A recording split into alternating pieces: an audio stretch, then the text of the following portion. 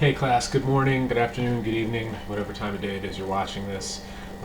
This is the beginning of new instruction during our April 2020 school closure.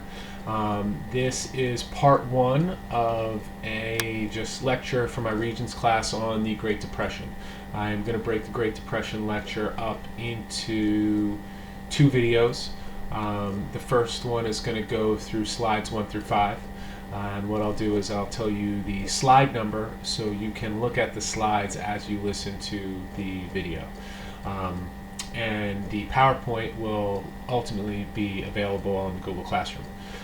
But starting with the Great Depression, slide one just as the Great Depression. So let's jump right to slide two. So looking at slide two delves into causes of the Great Depression. And to understand the causes of the Great Depression, you really need to go to the economic practices of the 1920s. If you remember, we said the 1920s was a time period of false prosperity. That means that people believed the economy was strong and that it was solid and it couldn't fail, but they were misled. First and foremost, you had farms and factories overproducing and consumers under-consuming. If a company produces too many goods that they can't sell, that's going to lead to, obviously, economic ruin for that company. This is something we discussed in depth when we covered the 1920s, before we were forced into the school closure period. So that was one big problem in the 1920s. So many companies overproduced and underconsumed, and ultimately would be on the path to financial ruin.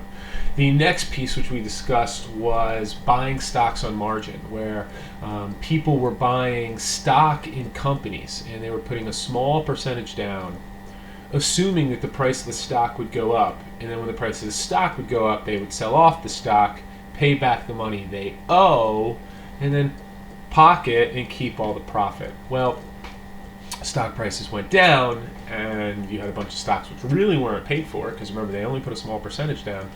That was a bad economic practice in the 20s, and tied that in with that idea of buying on credit. People over speculated. Speculation is like when you assume a price is going to go up, or you assume you're going to have more money. You assume a value of like a home is going to go up.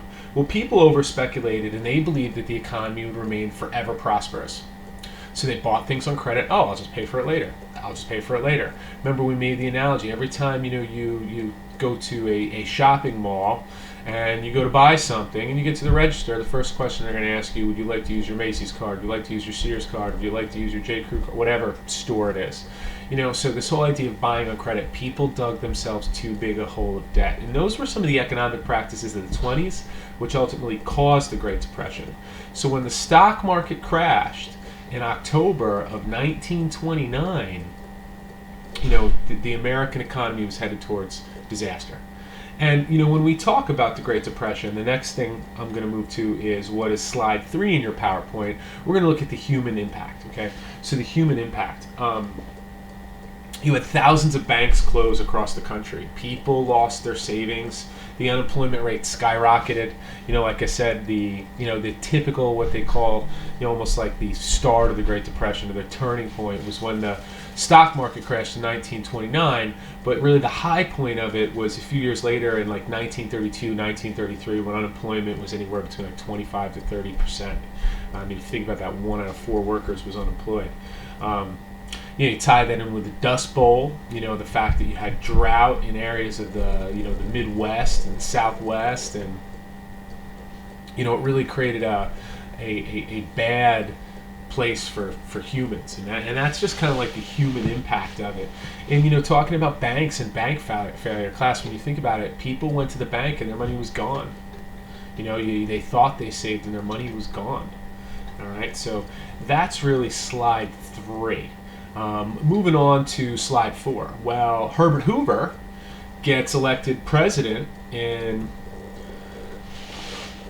November of 1928. He goes in a wave of popularity. The economy was still quote-unquote strong. Like I said, it was a false strong. And next thing you know, about a year later, the economy tanks and we nosedive into the Great Depression. So Hoover has to deal with it. And the Great Depression would ultimately doom Hoover's presidency, and he would only do one term. This lecture is just going to go through Hoover. The next video will get into FDR, who would defeat Hoover in 1932 when he ran for re-election. So Hoover gets elected in 1928, just prior to the start of the Great Depression, and he basically told Americans when it went down, listen, we kind of need to ride the wave here. Prosperity's right around the corner. This is natural. We're eventually going to climb out of it, and that's something that people are only going to listen to for so long. And it's kind of almost, if you think about the situation we're in right now, why I'm doing this video. You have people in quarantine due to the coronavirus. How long will that be able to last? When you think about the economic reality, people develop angst when they don't feel that a government is best assisting them during a time of crisis. So it's going to be interesting to see how this all plays out, and this is definitely something that your children will be studying when they study U.S. history. Hoover did not favor heavy government involvement in the economy. He was more on the side of laissez-faire capitalism, which would be one of the terms which will be in your Google Classroom this week. And ultimately, he favored something that was trickle-down economics. Trickle-down economics is this idea that you provide tax cuts for business, all right, and wealthy Americans. And if they have tax cuts, it means they give less money to the government, and they have more money that they can give to workers, that they can spend on production of new products. And ultimately, the benefits of the tax cuts for the wealthy will trickle down like rain, to consumers. Simply put, Hoover is not successful when he runs for re-election in 1932, and he loses to FDR. And there was kind of like one final nail in the coffin, which I want to talk about, and that's the Bonus Army incident of the summer of 1932. Mind you, Hoover's up for re-election in November. The economy, unemployment is at like an all-time high in this country, and you have a bunch of World War I veterans, people who risked their lives for the United States. They show up in Washington because they were entitled to a bonus they were supposed to get in the 1940s, and they say, we want it immediately. We risked our lives. A bill was being proposed to give them a bonus to help them out during the Great Depression, and Congress ultimately doesn't pass it. Now mind you, that's not up to Hoover. Congress does not pass the bill which would give them their early bonus.